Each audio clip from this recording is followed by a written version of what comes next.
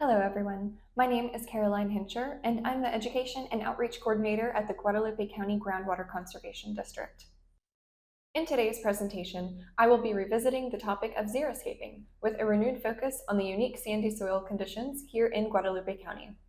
While xeriscaping remains a foundational concept, this presentation will also explore landscaping approaches that promote water-efficient, sustainable yard designs tailored to our local environment.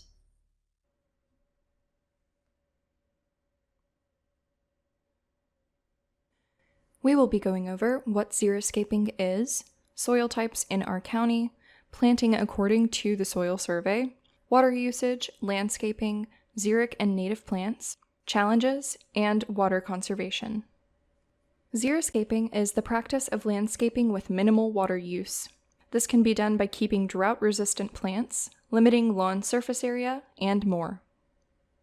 There are 6 major soil types in Guadalupe County. 1 and 4 are the 2 major soil types in our district, with 5 following the path of the river and composing of a more loamy soil. Most of the area is made up of 1 and 4, which are very sandy soils. This is just a description of how well drained each soil type is and what they're composed of. Before we discuss recommended plants according to the soil survey, I want to discuss soil nutrients.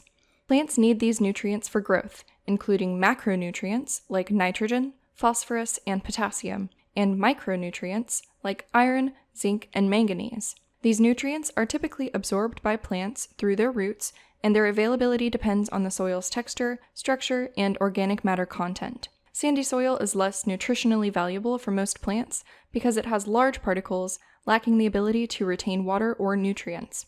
As a result, essential nutrients can easily leach out of sandy soil with rainfall or irrigation, leaving the soil less fertile. Additionally, sandy soil tends to have low organic matter, which also helps retain nutrients and moisture.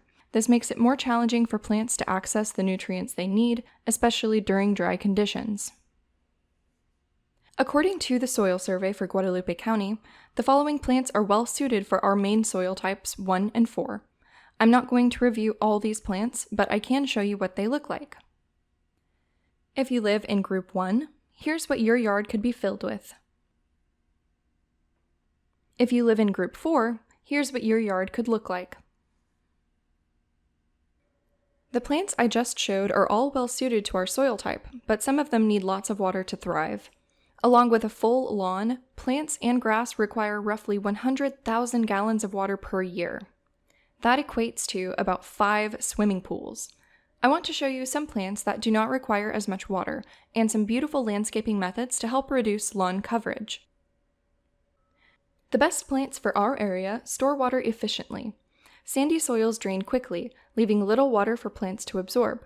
Xeric and Texas native plants are adapted to survive with minimal water by storing moisture in their roots, stems, or leaves. Many of these plants develop deep roots that access moisture that is beyond the reach of surface evaporation.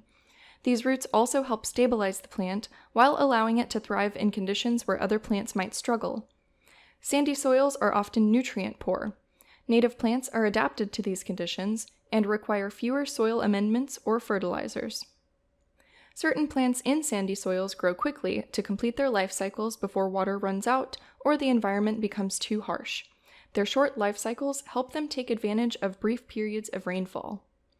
Now that we've covered key qualities to look for in plants that thrive in our area, let's consider how we might plan out an efficient landscape. In our area, the average residential yard size is about 5,000 square feet, which is important to keep in mind when planning your landscape. Start by planting larger trees and plants first. These provide structure and shade, and they'll set the tone for the rest of your design. Next, decide whether you want to keep some lawn for functionality or aesthetics, or replace it with a low-maintenance base, like gravel, mulch, or native ground cover. Finally, don't forget to plan for walkways. They're key for accessibility and can help tie the entire design together. If you decide to keep your lawn or an area with grass, consider these 3 choices: buffalo grass, zoysia grass, and Bermuda grass. They may not be native to Texas, but they are all heat and drought tolerant and thrive in well-drained soils. Some large trees to consider are post oaks, which do great in our district, desert willows, which are accustomed to our climate and produce beautiful blooms, or pecan trees, which do great all over Texas and produce pecans in the fall. These small trees are easier to incorporate into a landscape because of their size and require little maintenance once they are established. The Texas persimmon, the Texas sophora, and the redbud tree all do well in our area, and they help support pollinators and wildlife. These larger shrubs are all low maintenance and still beautiful. The Texas sage, Yopon holly, and dwarf palmetto are all staples of Texas, and you can even find them growing in undeveloped areas.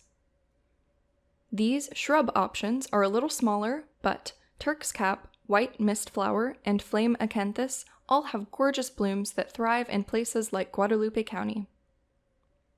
These colorful blooms thrive in well-drained soil and tolerate heat well.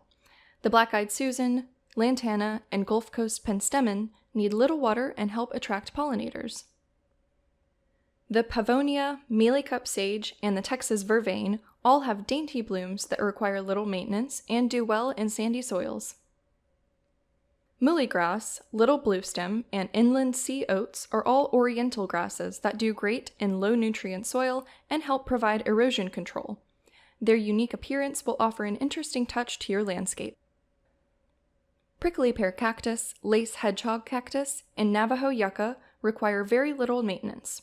With their various sizes, these succulents provide versatility and beauty. There are plenty of bases and mulches to choose from, and you can mix and match your favorite choices. For water retention, organic mulch is ideal. For drainage and longevity, try gravel or pebbles. For aesthetics, pebbles and crushed rock provide a great decorative touch. For mass coverage or walkways, decomposed granite is a good choice. For erosion control, try larger rocks. For good drainage, airflow, and heat control, pecan shells are fantastic. An added benefit, pecan shells and decomposed granite are both recycled materials. Here's an example of what each of the bases and mulches look like. My personal favorites are decomposed granite, large rocks for blocking off raised beds, with pecan shells as mulch for any native plants. Transitioning to xeriscaping can be expensive due to the cost of drought-resistant plants, soil amendments, mulch, and sometimes professional design services. However, the investment pays off over time through reduced water use and maintenance bills. Without dense grass coverage, bare areas can invite weeds. Proper use of mulch and weed barriers are essential to minimize this problem, but it requires consistent upkeep, especially early on. While xeriscaping reduces long-term maintenance, the initial setup can be labor-intensive. Regular tasks like pruning, replacing mulch, and managing weeds are necessary to maintain the landscape's appearance and effectiveness. Some homeowners associations, or HOAs, may have strict guidelines favoring traditional lawns over xeriscaping. Working with your HOA to gain approval and showcasing a well-designed xeriscape plan can help overcome these challenges. Xeric landscaping is more than landscaping. It's a vital tool for conserving water in drought-prone areas. As we see more record-low rainfall, it's important that we adapt our conservation efforts to our changing climate. By reducing water use, xeriscaping helps preserve our groundwater resources, ensuring they remain available for everyone in our district. Xeriscaping supports a sustainable future for our communities and the environment. As Guadalupe County grows, I personally hope to see more landowners and neighborhoods adopt xeriscaping as a sustainable practice. I got all of my information from the Lady Bird Johnson Wildflower Center and the AgriLife Extension's Aggie Turf page. In conclusion, creating a water-efficient landscape in sandy soils is all about choosing the right plants, planting carefully, and making the most of your space. For more resources and tips, be sure to visit our website at www.gcgcd.org. Thank you for watching.